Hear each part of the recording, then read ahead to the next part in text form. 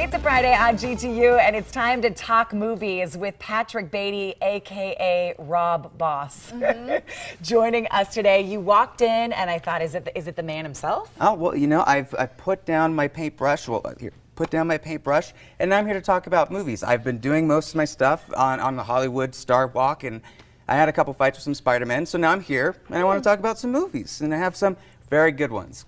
Okay, let's start with the documentary of Bob Ross. And I had no idea there was scandal. I mean, he's the guy who helps and calms and teaches you how to paint and the brush strokes.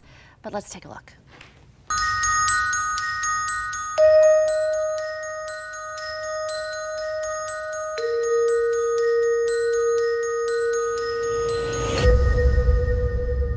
I've been wanting to get this story out for all these years. So that voiceover is coming from Bob Ross's son, Steve Ross. This is a story, basically a documentary about the life of Bob Ross. And if you can tell by me, I'm a little bit of a fan of him.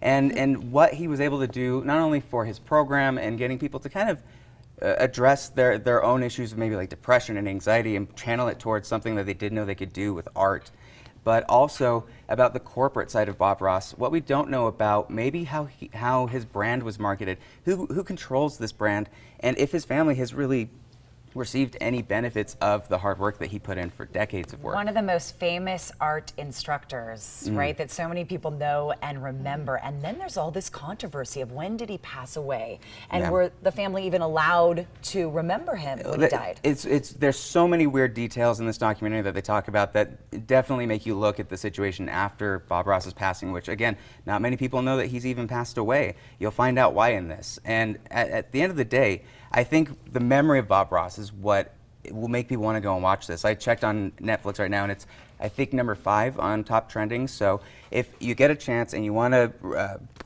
pay tribute to the man, I would go get a canvas and paint something. And that's what I decided to do for this. So for my rating, I'm giving the Bob Ross a 6 out of 10. Oh, you painted your How reviews artistic. today. Oh my goodness. Beautifully done. No, Nicely done. Rob Boss does not have the same. Did you like him as much before you watched the documentary or more after? I learned more about him, and that was the important thing, is that the more you know about this man and his legacy, the more you want to help out with his lineage. How long did that take you to paint? Oh, the next movie that we're talking about today. What is it? Yeah, it is Candyman. a horror movie. We were talking about 90s films. We got the last two are 90s reboots or sequels, but Candyman is a new horror film out this week. All right, let's take a look. I feel really connected to this story. Go on.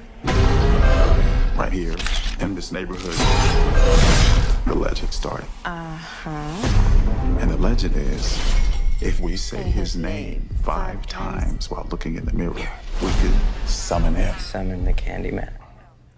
So, okay, summoning the Candyman. The premise with the Candyman itself, this was originally in 1992. They've made a couple sequels with this, but this is a man that is from this apartment complex. Some tragedy had happened.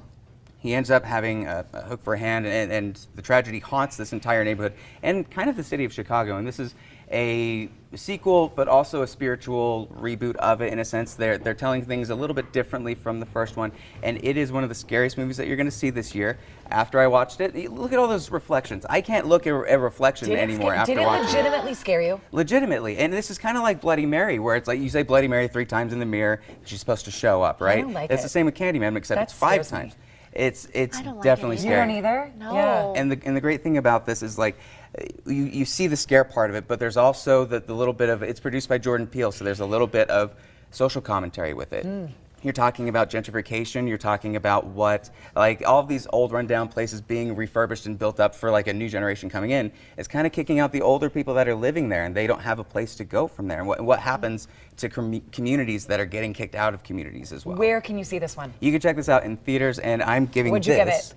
Oh, another painting. 8 out of 10. Oh, you liked this one. I like the little blood drops better. Yes. I liked this one. Absolutely. Interesting. All right, we wrap it up with one that I know I'm going to end up having to watch with my teenager. He's All That, the remake of She's All That came out in 1999. Take a look at the clip. Breakups are hard. I was humiliated. You're going viral in the wrong way. It will get better. Makeovers are my thing. When I first met him, he was 120 pounds of bad hair. Why don't you just make another Jordan? I will create the next prom king. You make it sound so easy. You don't think I can do it? No, but I do think it'll be fun watching you try. A bet? I'm in. I look like 120 pounds of bad hair. Anyway, the She's All That movie is iconic for anybody that grew up in the 90s. The I don't know how, lack of a better word, the frumpy person that takes off her glasses and is beautiful, that trope that's very dated at this point. The nerd. The and stereotype. The same thing is happening with this, but they've kind of flipped the gender. Now it's a guy that's just kind of walking around doing whatever, smelly or whatever, and they clean him up, make him look good. This movie though is just it's garbage. I don't like it. How do you really feel? I mean, how did Addison Rae do? Oh, here's the thing. Addison Rae, she's got like 90 million followers on TikTok, so she was incredible and she was great. There you go. And there it goes. Everything else Because about this movie, you there's didn't just want a lot of anyone problems to get with it. mad at The you. premise is just so dated. Like, why are we rehashing this story of looking at somebody and looking down on them, wanting to make them feel better? We don't have anything new. We don't have anything new. Show. But Yeah. everyone seems beautiful in Everyone's that beautiful. movie. There's TikTok dances Kourtney galore. Kardashian makes an appearance. And you get some returning characters from the original. They'll Okay. show up and do some things, but overall, they don't have as much time spent on the story as I think they wanted to, and I think they're more focused on, look, it's Addison Rae. It's cool. All right, Rob Boss, pull out your Rob Boss picture. gives it a 3 out of 10. Ouch, yeah. And it- Okay. I don't know Yeah. how Addison Rae would feel about that. Okay. Rob Boss, where can we find you? You can check me out on the streets of LA or check me out on patrickbaderreviews.com and all the social media stuff. Thank you for having me. That is a pretty deep V on that button-down shirt. Button it all up Morning after. TV. It's steamy in here. Up next.